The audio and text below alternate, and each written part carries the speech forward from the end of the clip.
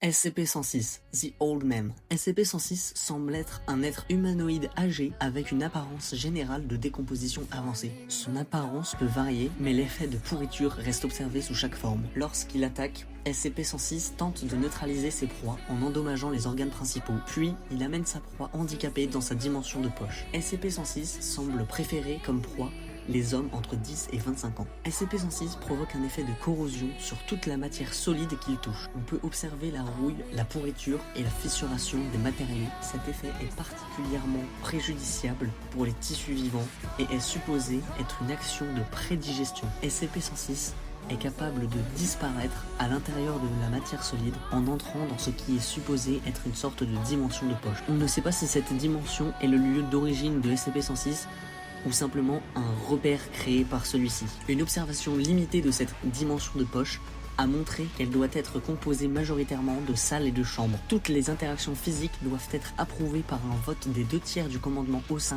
au moins et ne peuvent avoir lieu que dans le cadre d'un test. Toute interaction doit être effectuée dans les sites à sécurité maximale AR2 après une évacuation générale du personnel non essentiel.